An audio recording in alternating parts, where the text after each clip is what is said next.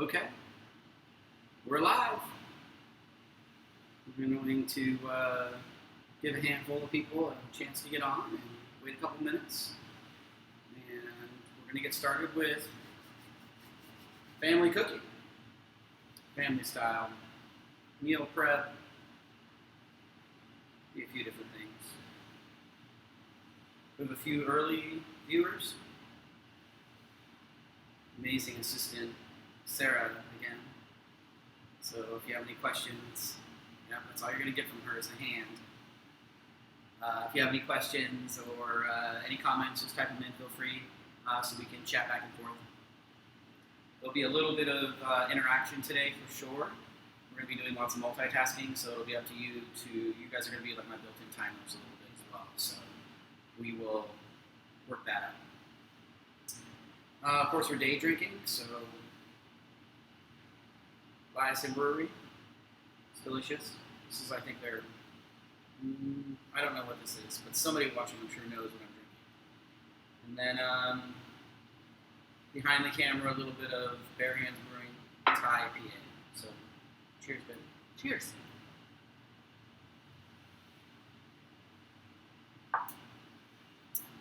Thank you to everybody who has subscribed and told their friends to subscribe.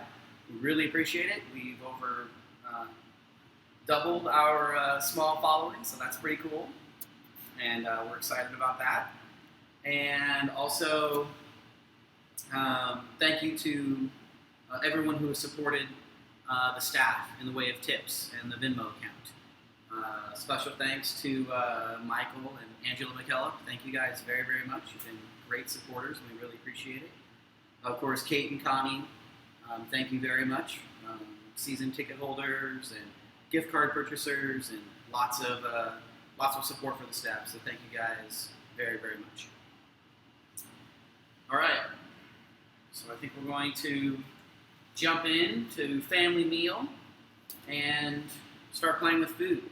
Give you guys kind of my idea behind this and kind of how we work. I know it's titled At the Bostons. We made a little change. It's because it's really nice and warm, but it's going to be pretty windy and pretty dicey weather. So I want to make sure we're in a nice, comfortable environment. So I've got the ingredients laid out for my meal plan, kind of how we're going to do it, and I'll talk you through that. And then a few different eggs. Indirect egg, cooking about 350, so my baking/roasting egg. And then direct grill, I'm a little warm. I can cool it down a little bit. Woo! 450, 425 is fine. And then my smoking grill, because there's always time to smoke a little bit of meat. So if you're not sure, if this is your first time viewing, who we are, what we do, we're actually a chef-driven retail store. We feature the Kamado grills. We teach our clients how to cook on their Kamado grills. We share recipes. We really encourage you to stay home and cook for your family. So this is a perfect time for us to pivot to a live series and offer you guys some of this great information that we normally offer in our four walls, and give you an opportunity to hopefully get some good information. If it's of any value, I would greatly appreciate some tips. I'm working for tips. These tips are to support the staff. The support so far in the week we've been doing these videos has been 1,000% more than I could have imagined. So thank you to everybody. I'm going to continue to do these. We've put out a schedule for next week for a few different ones. And we'll just keep giving you guys some great content. So happy Saturday afternoon, and let's cook some food. So the idea behind this is I want to be able to cook a little bit for the family, and I want to be able to do a little bit of meal prep. So if it's something that I can prep ahead of time, maybe for the week or something like that, kind of kill two birds with one stone, we're going to do that. And then also, at the same time, maybe make dinner. So that's why we kind of call it family meal. The way we're treating it tonight is I'm actually going to cook a little bit live because I'm hungry and I'm drinking. And then I'm going to actually prep a meal for my parents who get to spend lots of quality time at their house. So we'll prep up a meal for them and take it to them. And then show you kind of how we set, a little bit of how we set ourselves up for next week and moving forward. So First thing is, in the description, I've actually shared a lot of the recipes we're going to do today, or at least a version of those recipes, and you'll be able to kind of check it out. And there's some key points I want to talk about on each one of those recipes. So, cheesy garlic bread. The first thing we're going to do, cheesy garlic bread, we're going to do it a couple of different ways. Number one, if you've been following me, you know we make lots of doughs and things like that. So if you already have some dough that you've made ahead of time and it's in your freezer, awesome, you're prepped ahead. Let's use some dough.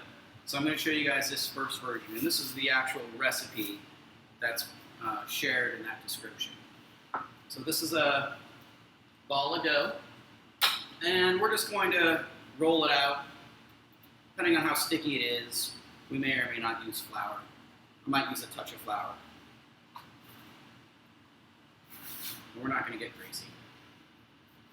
And this ball of dough, that's a 6-ounce ball of dough. So that's enough for 6 portions on this cheesy bread. So this is a version of pepperoni rolls. First, were fed to me by my mother-in-law, and we love them very much, and they're generally made during special occasions. So we've been doing lots of different kind of versions of rolls, and this cheesy garlic bread is a fun version of that. So essentially it's either pizza dough, regular bread dough, you could use our naan recipe, whatever you'd like. And then we're just going to roll it out into some squares. I'm going to move my beer so you can get a good picture of that. So this is rolled out, it's even thickness, and now we're going to prep it. We have some mozzarella cheese. If you are playing around with fresh mozzarella, just put it in a terry cloth or a linen.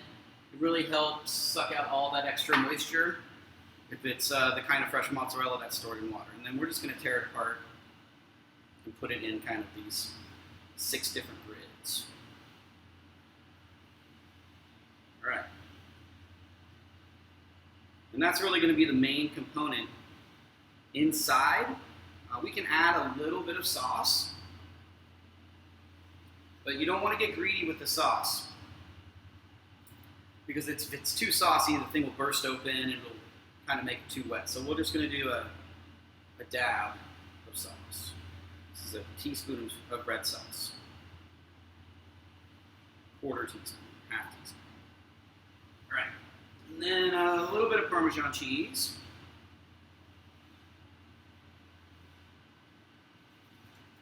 And then between this, we're just going to use a little bit of melted garlic butter. All right. And then just using a knife,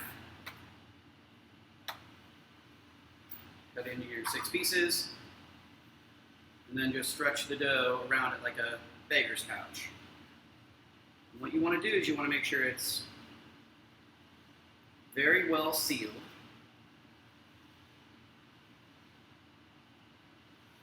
Let me show you up close.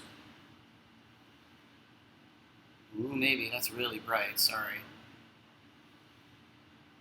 Make sure it's just very well sealed. If you have too much liquid in there, you're not going to be able to seal it, and then it's going to burst open. And then baking sheet, pan spray. If you want to use aluminum foil, that's fine. You're just going to set it up on there. All right, so I'll quickly wrap these ones.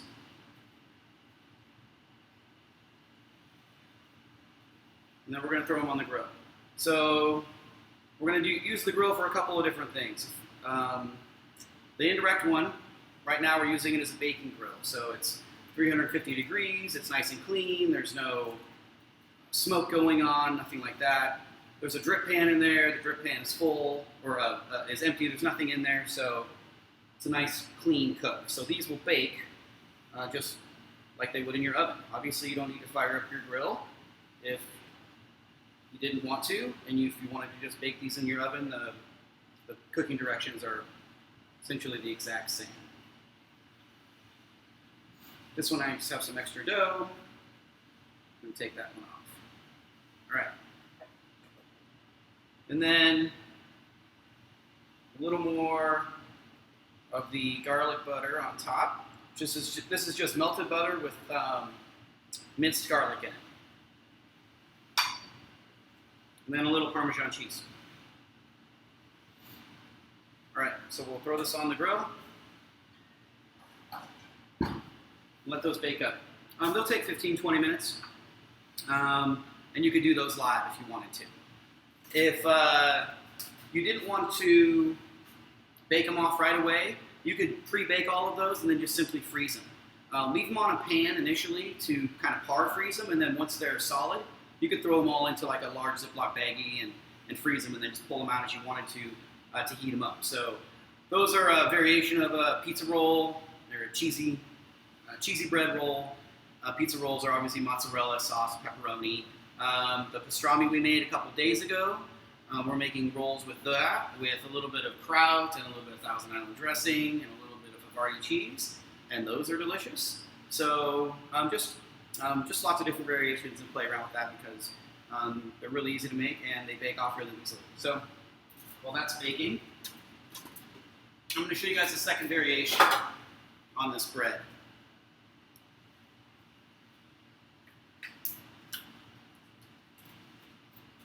Actually, I'm going to not show you the second variation on that bread. I'm going to throw some stuff on the grill. This is going to be your first challenge as the viewers.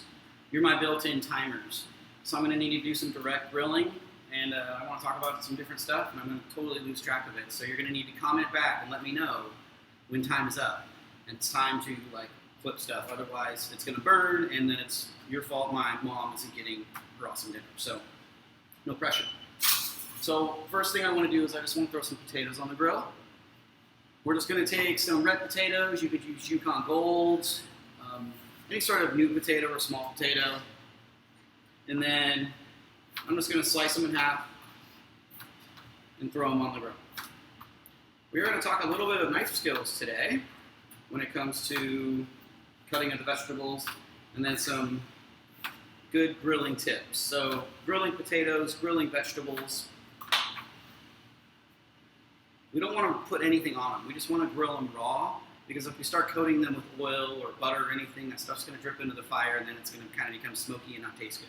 Really, we're just trying to char this a little bit, pull out the natural sugars, and get a little bit of that smoke flavor. So direct heat, a cast iron grate, and then just right over the open coals. The cast iron grate's clean, but we're not putting anything on this. So this is considered a dry grill. And because we're cooking on that cast iron, it's going to be plenty of heat to give us some char. So I'm going to throw these potatoes on. If you weren't going to grill these right away, put them in a little bit of water with lemon juice or some sort of citric acid to keep them from turning brown. But that's a good start on the potatoes. And then we have some grilled components for our salad. So I want to throw on some peppers, and I'll just throw them on whole. It's a lot easier to grill them whole, grill vegetables whole or halved, and then take them off the grill and cut them into the kind of smaller texture you want versus cutting everything up into little pieces and then trying to grill it. It was a little more difficult. So I'll just throw those right on. And then a little bit of red onion as well. That's too much red onion, but I'm just going to grill ring. So a nice thick red onion ring.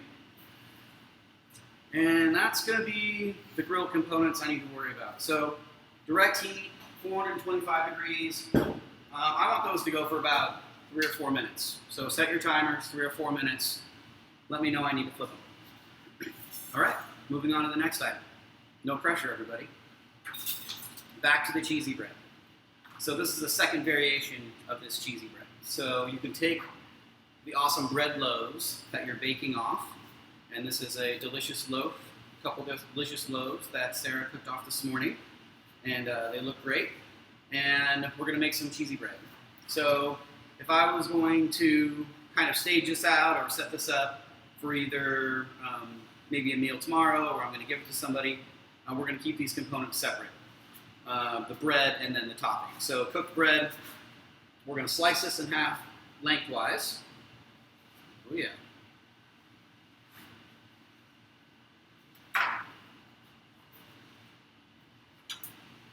And I'm just going to show you.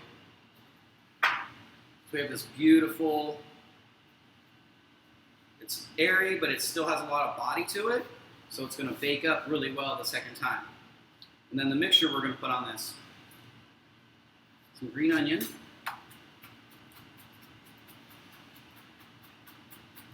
And we'll just slice that smallish. And then this is a mixture of mozzarella and cheddar, equal parts. And this is one of those recipes you can kind of mess around with as well. Different cheeses, different onions. So I'll just mix that together along with some onion powder and some garlic powder.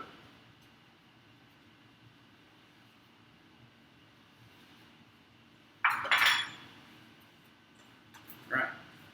And the reason why I do that powder with the cheese and everything first is so that it gets nice and properly dispersed amongst all the cheese. It almost coats it all. Because then I'm going to add the best condiment known to mankind, a little bit of mayonnaise. At least that's what my son Jack would argue. So we're going to mix this together. Make this nice, garlicky, cheesy mixture. And of course you can adjust these flavors if you want it a little spicy. Add some cayenne pepper. Obviously different cheeses work. But mayonnaise is going to be your best binder to all of that. All right, take a little bit of that. A lot of that. Okay. A lot of it. Just want to put a generous mixture on it. A generous topping.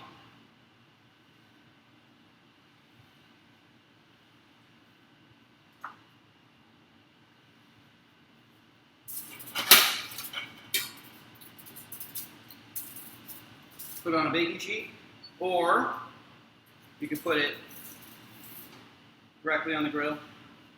There we go. And then we'll let that just bake. That cheese will melt, and the bread will bake, and that'll take probably about 10 to 15 minutes as well. So your viewers are failing you. Yeah, they are, aren't they?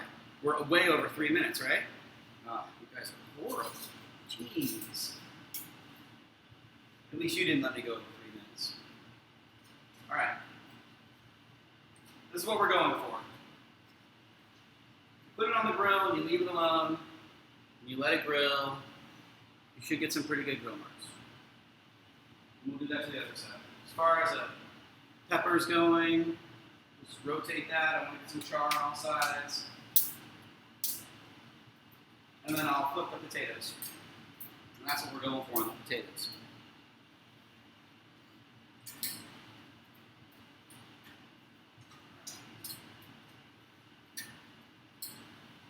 And as soon as these, actually I'm going to show you on these raw vegetables what we have.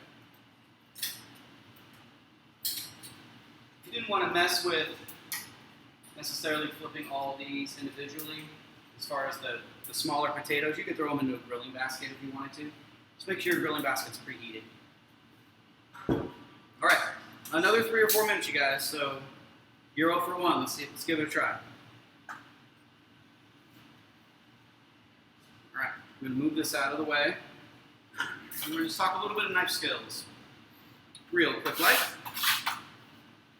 So first and foremost, make sure you have a knife that's sharp, because you always want your knife to go exactly where you put it. So this is not a knife sharpener, this is a knife honer. So these just basically take the little teeth that are on the knife and put them all back in line. Sharpening it would actually be breaking off all those teeth and putting a new edge on it. So I'm just going to hone it a little bit and we should be sharp. Okay, the salad that we're putting together. Again, you can cut all the components and keep them separate, so when you're ready to actually mix your salad, it's ready to go. Anytime you're doing that, just keep your components separate. There's lots of different storage containers and things like that that save you time. So you put your time in the front end where you take the vegetables and you cut them how you want them, and then mixing or making the salad takes but just a couple of minutes. So our salad has a few components. We'll start with celery. Quickest way to break down celery, top and bottom, and then just cut it in half or into thirds depending on your desired dice.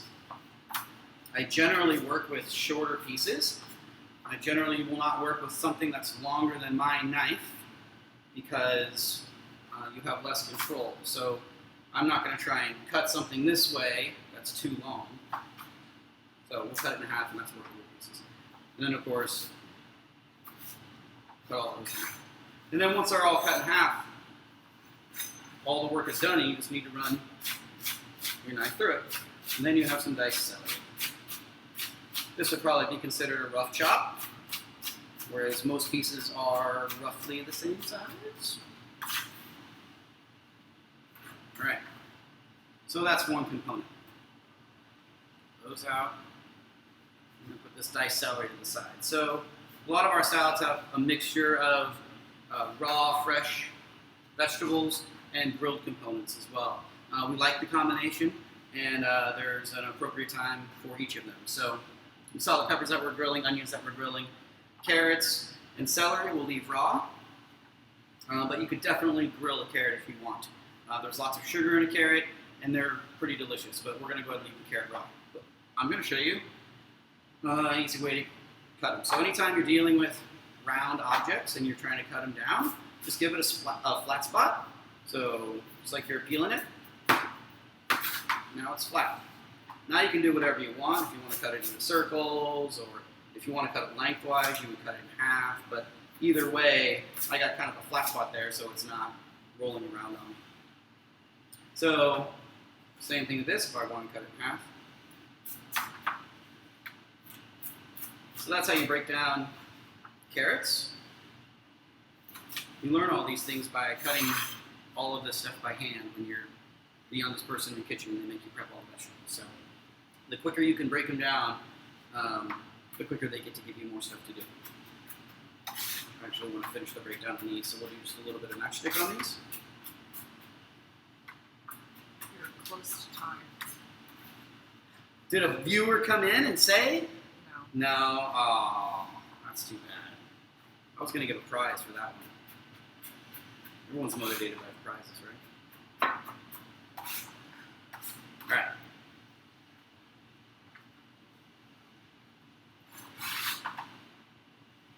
Ooh, yeah. So the great thing I like about this is now that your vegetables are a little bit larger, you can control the texture a lot easier. If this is too small, it might go from cooked to complete mush too quickly. But because it's a little larger and has some body, we can control that texture. Same thing with the roasted peppers and onions. If you want to cook these until they're totally charred and then put them in a bag and let them steam and tear off all the skin, it's a perfectly appropriate way. We're going full on rustic, so I'm going to leave the char and the skin and all of that because we think it's delicious. All right. So now that those potatoes are cooked or charred on both sides, they've got a good kind of crunch, but the inside isn't quite done. So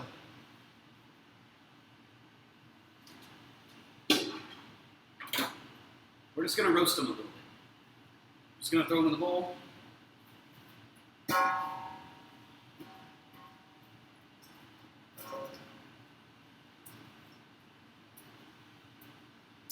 We're just going to give them a little bit of indirect heat so they cook up in the middle a little bit.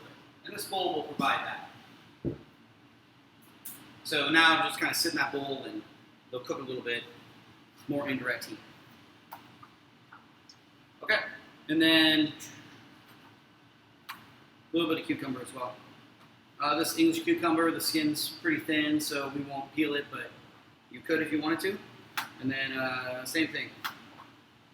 Give it a flat spot, and it's easy to work through. All right. So all of these components cut up will hold just fine stored for a couple of days, a few days. So you can set yourself up for some salads. If you want some easy, it's all ready to go. Just have to reach in the refrigerator and throw together the components. And then because this is already sliced, we're just going to cut it the other way.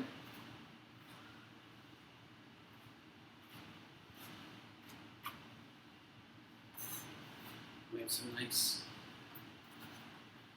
diced red onion. And then peppers are the same. You just cut off the top. You can pop this little core out if you want.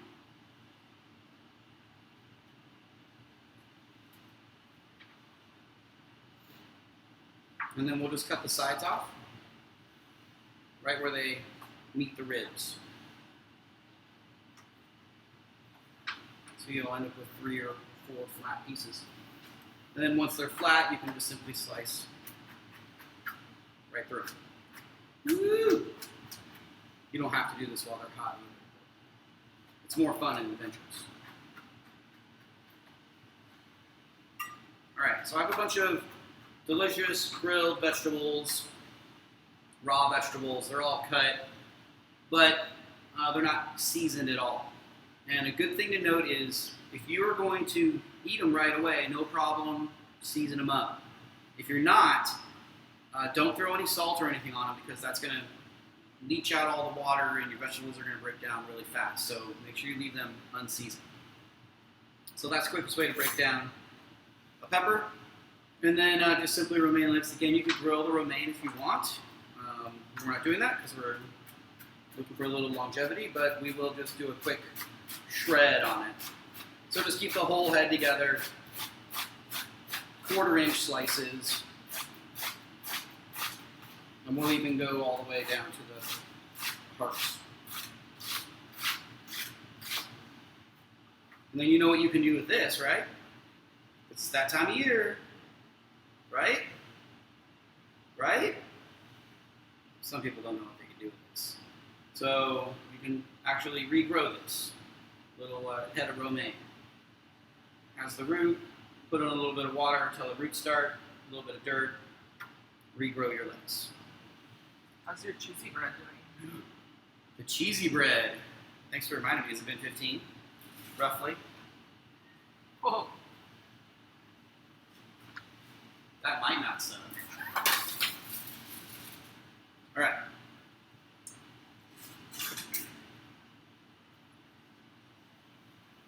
Whoa. Okay. So it's toasted up nicely, and it's all gooey. And then, of course, ooh, yeah, these need a little more time. They're not quite brown enough. This little guy is. But that one's not quite brown enough. Alright. It smells good. So everybody kind of has their preference. And it is sometimes just more of a matter of timing or convenience. If the rolls are already made in the freezer, awesome. Pop them out of the freezer. And you can pop them straight into the oven from the freezer. Want some of this, babe?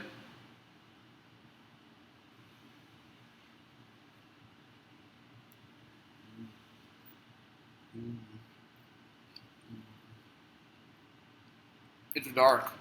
Now you can see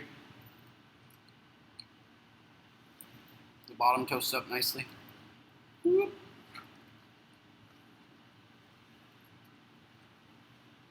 Okay. You sure you don't want one? I know. Okay. I'll leave this over here. I'll let that other bread cook a little bit. Get my salad bowl.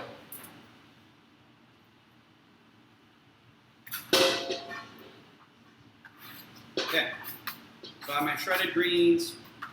I have my vegetables. Now let's talk salad dressing, because that's kind of the nut on this whole thing. And that is, you guys the best visual of this possible. All of this stuff can be made a couple of days ahead of time. Fine, great, it works out well. But really the fun thing is the salad dressing. If you're really looking to save money, make your own salad dressings. It doesn't take but a few ingredients and then a little bit of imagination. So I'm just going to move this to the side. I'm going to give you guys my visual. Yep.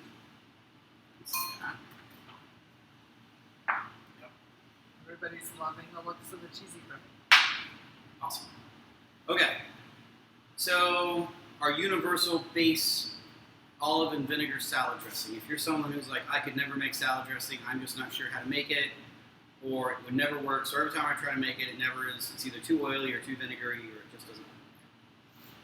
This is the universal base. So 3 parts oil, and then you can play around with this oil: canola oil, olive oil, blended oil, avocado oil. There's lots of different flavors. That's a personal preference. And then 2 parts vinegar. That happens to be a cider vinegar. I'm partial to apple cider vinegar, but there's infinite amount of types of vinegar. So whatever type of vinegar you like. And then 1 part of a sweetener to offset this vinegar. So it could be sugar, brown sugar, white sugar. It could be honey, some sort of syrup, something like that to offset that vinegar. And once you have those 3 together, that's what you're going to get. And so if you wanted to permanently emulsify that, you would put that in a blender and blend that together and use a small amount of a binder, just like a small amount of mustard would do it. And that would bind it and hold it together. It's not really necessary because we're just putting it together long enough to mix with the salad. And then if I'm serving it or I'm giving it to someone like this, they just shake it up before they use it and pour it on their salad. So that's the base. From there, though, we can go wherever you want with flavor profile. And with this particular one, we went with a ginger kind of Asian flavor profile. So there's some minced ginger in there and just a pinch of salt. So this is a ginger vinaigrette. That's going to be the salad dressing. So I have my ginger vinaigrette, I've got my vegetables, I've got my salad, I've got a little bit of fresh herbs as well. Now the other important note when it comes to salad is when you do mix it all together, make sure you season it with a little bit of salt. A lot of people forget to season their greens, and there's a lot of moisture, a lot of water in greens, so seasoning that will help just make any flavors you have going on kind of pop, and sometimes salad can kind of wash out the flavors you have going on. So keep that in mind when you guys are throwing together your salads. All right. Let's talk meat. Finally, I know. So bad at me.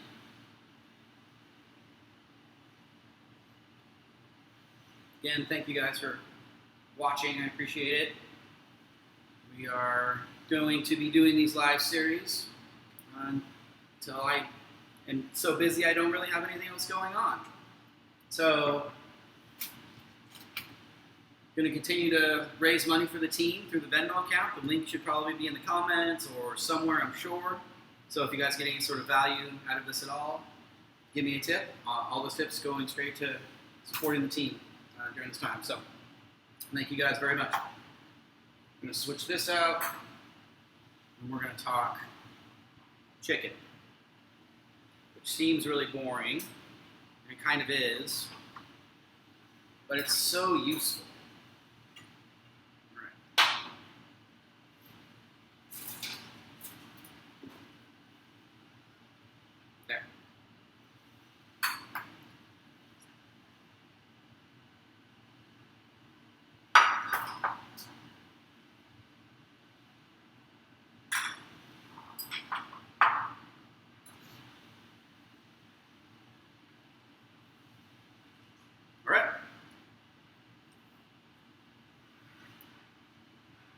Much better. Chicken. Whole chicken. So if we're going to be working with proteins, generally we're looking at multiple things at the same time. We're not going to just cook a steak or cook a chicken. So going to the grocery store, I noticed that in the chicken most everything is gone except whole chickens. And that's a shame because whole chickens are really cheap. They're like maybe $1.25 a pound. So a whole chicken, might only cost you $7 or $8, and you can do lots of different things with it. So I'm going to talk some whole chicken today. I'm actually doing a chicken class next week, and which we will not talk at all about whole chicken. We'll talk about the different parts of the chicken and some different recipes, but not about the whole chicken. So the reason why we're doing whole chicken today is because it's a great for either night of or meal planning. So I'm going to show you those applications right now. How do I want to do this? I guess I want to show you first. There's a link in there for brine. Those of you who know me and love me know that we definitely brine our chicken, and we brine whole chickens as well. So there's a recipe in there for brine. It's a basic brine. It's got aromatics. In that recipe, I think it just calls for pickling spice. So if you're looking to purchase pickling spice, usually what it looks like, it's a combination of mustard seed and juniper berry and bay leaf and peppercorn, some different kind of aromatics in there. Or you can purchase those components separately. Kind of any sort of variation of aromatics can work as your pickling spice or your brining spice. So don't necessarily get too hung up on that so much. Most of the flavor that we're going to instill is from the flavor of the grill or the type of flavoring we're applying to the meat, and then really the brining process is more to enhance the overall moisture content. So that's on the brine. All right, I got a couple of birds brined here. Sexy. I'm bringing out a 5-gallon bucket. Got a couple of birds brined. I've done a few today. And the reason why I've done a few is because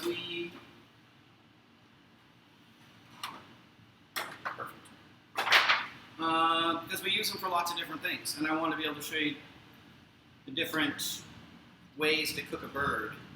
This is not necessarily a wrong way. All right, so we're going to pull this bird out of the brine. This is about a 5-pound bird. So for 1 million imaginary points, how long did I brine this 5-pound bird? Somebody will know that. All right. So here's the other one.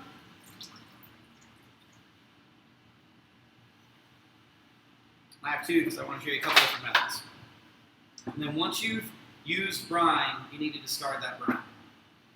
All right. First method. Standard, straightforward, beer can chicken. So that's a cooking style. But we're going to go barbecue method. So I'm just going to pat the skin dry.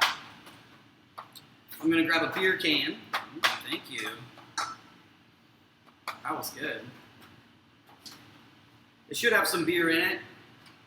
It shouldn't be totally full though, otherwise it'll just spill.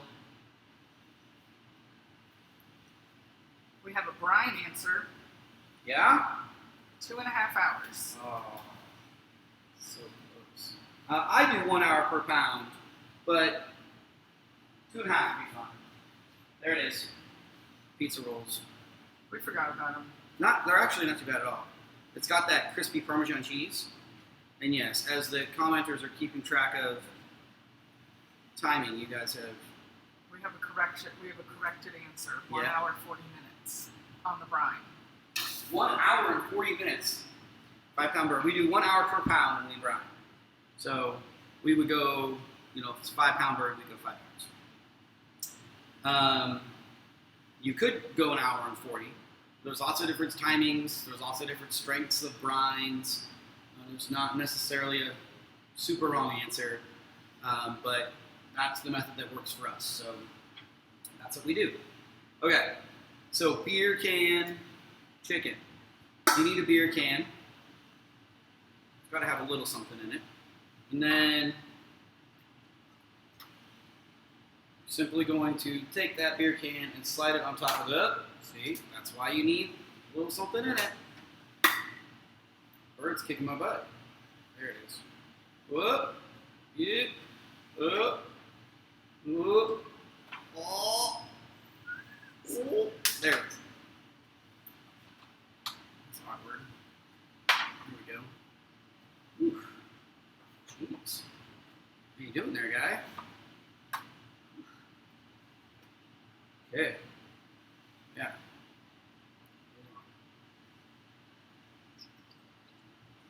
Need a little weight in that can. I drank too much of the beer. Yes, you did. I didn't know you drank so much of my beer. Sorry. It's okay. But there it is. So that's going to be set up on your beer can. The preparation on this particular one, we're going to roast it, and we're going barbecue style. So that looks like your basic barbecue sauce, and it could be if you wanted to just use a basic barbecue sauce. This happens to be a mixture of gochujang and molasses and paprika and honey, so not your basic barbecue sauce, but whatever sauce you really like. And we are going to apply it liberally. Get crossed up here. I want to coat all of the skin with this because as this roasts, I want it to render and I want it to crisp up the skin. This particular method is going to give us a darker color skin, may even burn a little bit, maybe at the tips, but I'm more interested in that barbecue flavor onto the meat, and then where the skin doesn't burn, which is going to be this breast meat and all that, that skin's going to be really good and crispy too. So we'll rub this whole bird down. Nice. All right. And that guy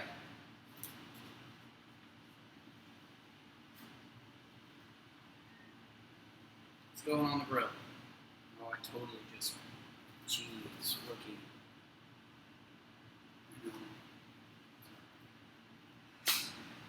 Sorry about that. Where's Chef Anthony when you need him? I'm drinking a cocktail. That's what I've been doing. Saturday afternoon, 70 degrees, waiting for the tornado The alarm. tornado to come in? It's not fun. Tornadoes are not fun. No. I've only been hit by one. Ooh, yeah. I'm going to put it up here.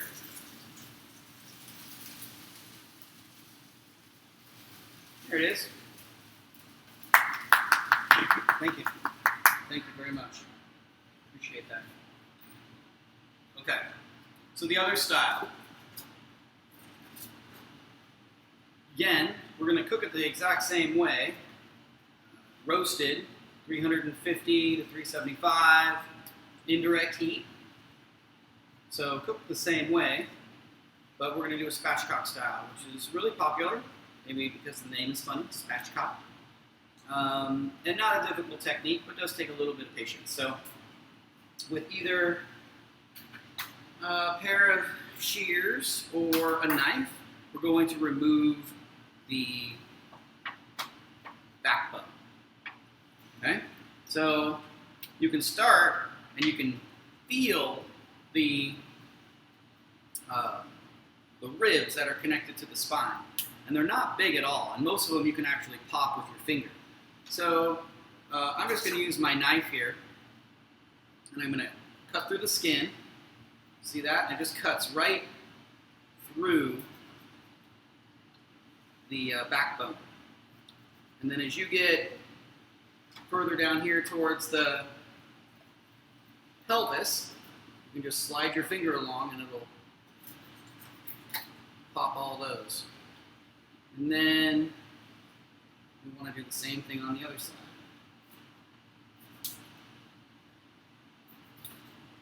I don't know if you can hear that, but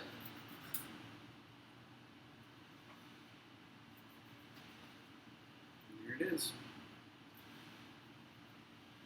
Just a little bit. Pop. Just like that. So, unless you're going to make any sort of stock or anything, you can just discard that. Otherwise, save it for some chicken stock. Once that spine is removed, then it exposes the bottom side of the breastplate. So then at that point, I'm just going to score that breastplate. Let's give it a little score. And then flip it over, and then we're just going to split it in half. So now that breastplate is split in half. And now we have a fully split, and this chicken can essentially cook lying flat. It also exposes the insides, so you can season the insides a lot easier and get a little bit more flavor going on. So, preparation for this one is herb. So, olive oil and some fresh herbs and salt and pepper. A little bit of thyme and rosemary.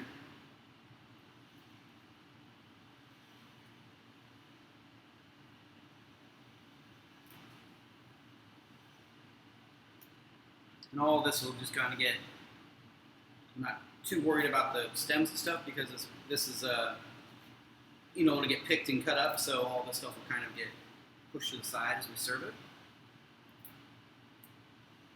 You're probably thinking, why are we cooking so much chicken?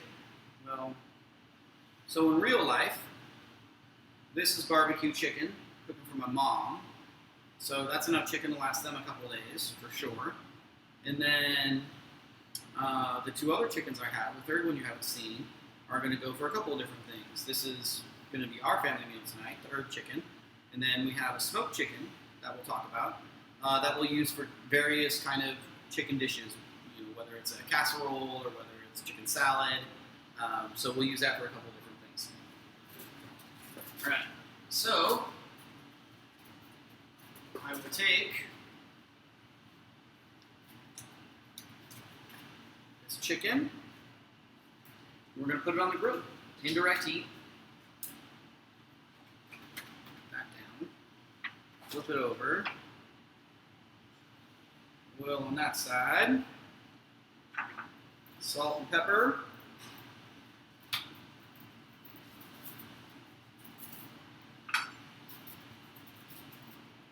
Okay.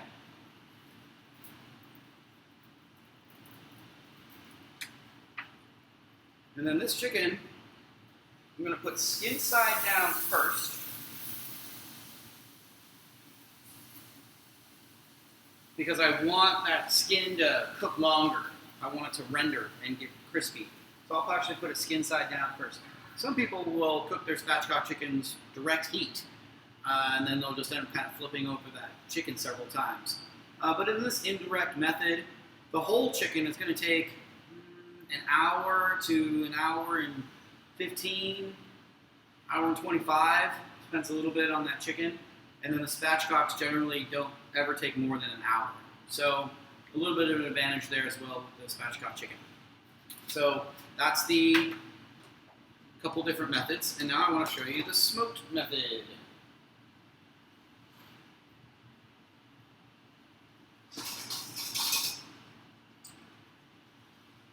So this is a simple smoked chicken. Ooh, yeah. Simple smoked chicken, salt and pepper. That would become our utility chicken. So this is the chicken that we will we'll let it cool, and then we'll pick it, and we'll use it for various shredded chicken dishes. You want to let this rest fully before we cut into it or poke it at all. The thing is full of juice right now. If we do anything at all, it's all going to want to run out. So let it fully rest so all those juices don't run all over the place. It's brined. It was just patted dry, seasoned with a little bit of salt and pepper. You could brush it with a little bit of olive oil. You could brush it with butter. But we wanted a pretty neutral flavor. And then as far as smoking the wood or smoking the chicken, my preference is applewood. Chicken's pretty light. It can get overbearing, especially if you plan on serving this chicken a couple days later. The smoke flavor will intensify. So I generally go with a lighter smoke. And then as far as cook time, 210 to 225 degrees. I'm not really concerned with getting a really crispy skin because we're just going to take all the skin and render it and use it for stock anyway. It's not going to go into the big chicken. So I go a lower temperature, and then I use one piece of applewood, indirect heat, a little bit of water in that drip pan. So that is the smoked chicken. As you know, anything that's left over or has been on the grill the next day has time to sit, intensifies with that smoky flavor. So remember, if you are planning on making something for the sole purpose of it being used next week or during the week, don't get too aggressive with your smoke, otherwise it'll get too bitter. Running out of root. There we go. Why not? All right. Let's throw this together. We've got all the components done. Potato salad's ready to go. I was just waiting on the potatoes, so we're going to do the dressing for it, and then we'll put together the salad. Sound like a good idea? You good with that? Woo. All right. We've got this hot bowl. Great thing about this potato salad, it's classic German potato salad. It's you can serve it hot just like this, or you can serve it cold. They taste great either way, and the dressing is kind of the secret sauce. So let that sit there for a second. Grab my cutting board.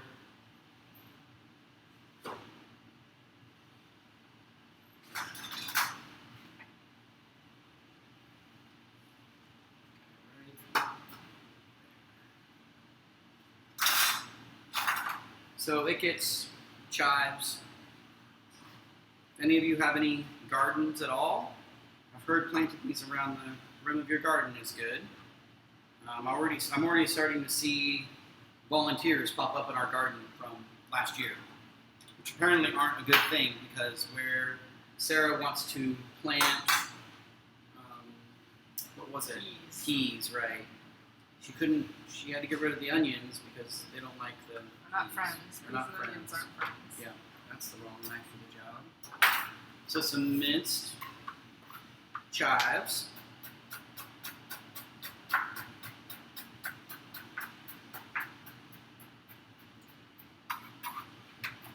Rough cut. What is the temp for the barbecue chicken again?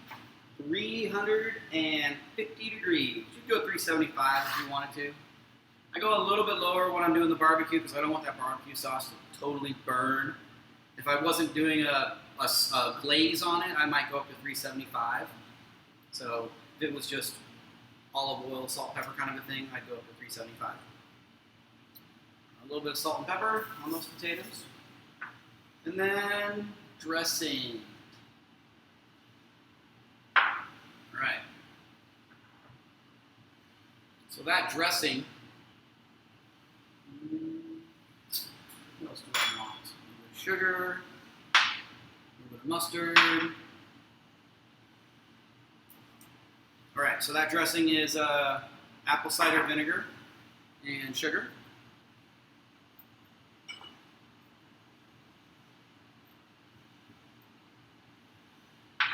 A little bit of salt in there. And then a little bit of stone ground mustard.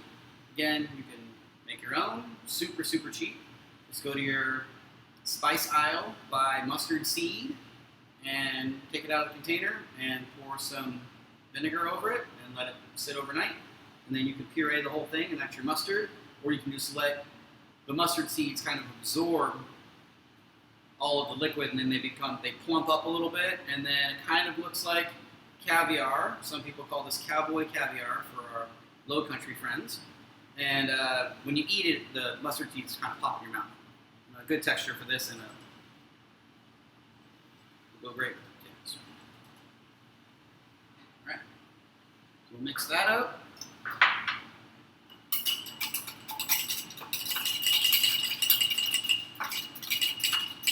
Messy. Is that an official tool for mixing? Seems like it. Seems like an official tool for mixing. All right. Pour that right over the potatoes with the mustard. I just have a feeling. That's what I did. And then here's the important part. So we'll mix this. It's a little saucy, but you want to mix it and let it sit. And the potatoes will get absorbed, or the vinegar will absorb into the potatoes.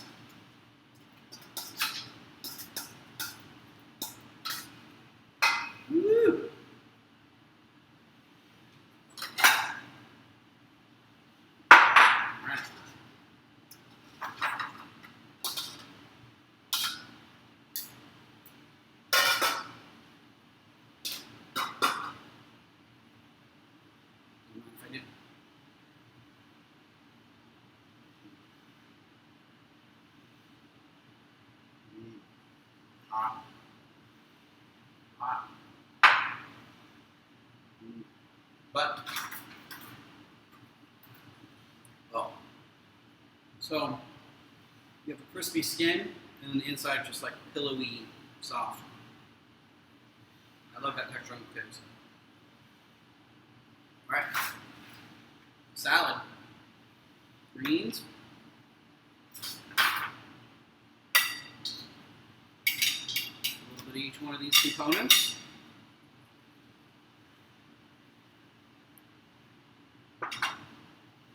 Salt and pepper.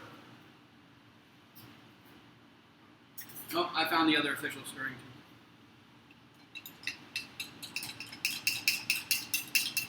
A little bit of our ginger dressing.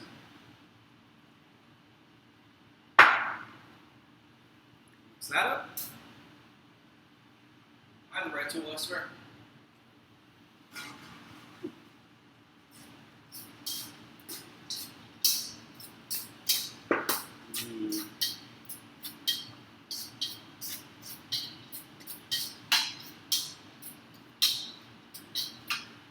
Flavor.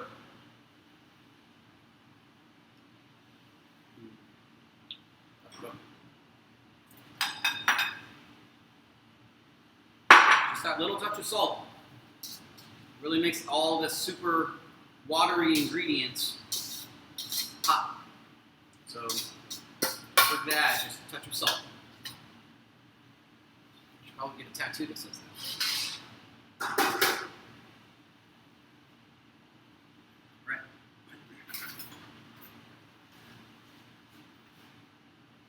Then I want to show you the smoked chicken. See if we got any sort of smoke ring or anything like that. Applewood doesn't generally do that, but we'll see.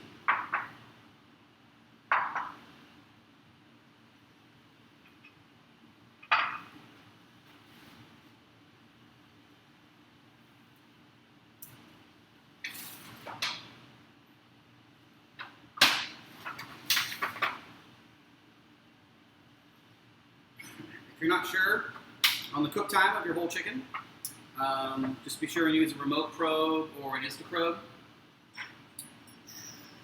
One like this. If you're going to take the temperature, you want to do the thigh meat. That's going to treat you best. So take the temperature of the thigh meat. 165 in the thigh meat is what we're going for.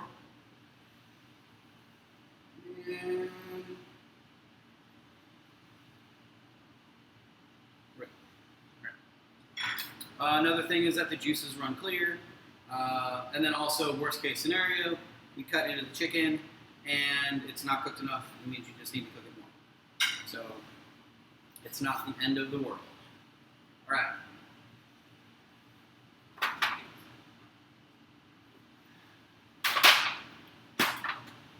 Cut into this guy. Smoke. The time on smoked chicken again is probably going to be closer to 2 hours. Versus your roasted chicken, which will only take maybe an hour and a half. So we'll cut the thigh off. Spit out. There it is. And then I'll show you guys this one's going to cut.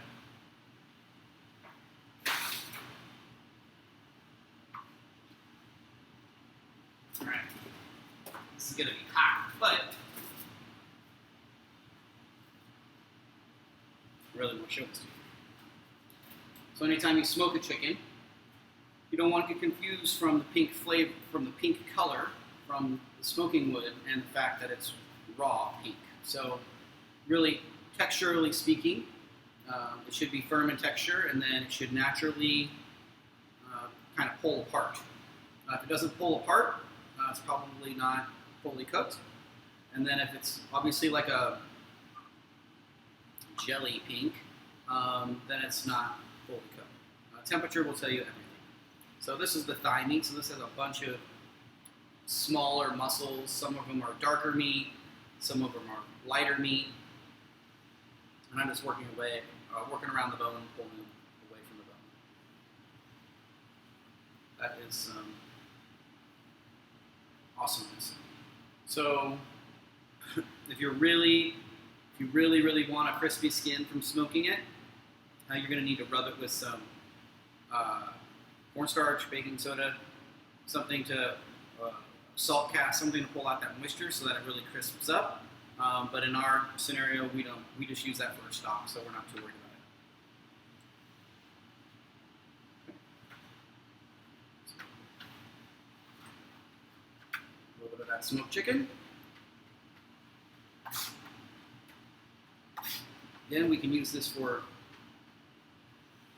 dinner, salads, sandwiches, casseroles, soup. Delicious chicken noodle soup. Tonight, on our salad a little bit. All right, cool. So that's family meal. A little bit of prep for dinner, a little bit of prep for other family and friends, and a little bit of prep kind of thinking the week ahead.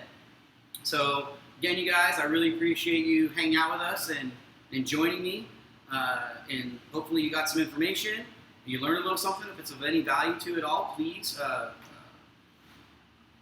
will humbly accept your tips so that we can continue to support our staff. And we look forward to seeing you on the next live video. It's going to be this coming Tuesday. We're going to talk pizza. I know that's a really popular topic. People have lots of questions. So we're going to cook up a few different kinds of pizza and address those types of issues as well.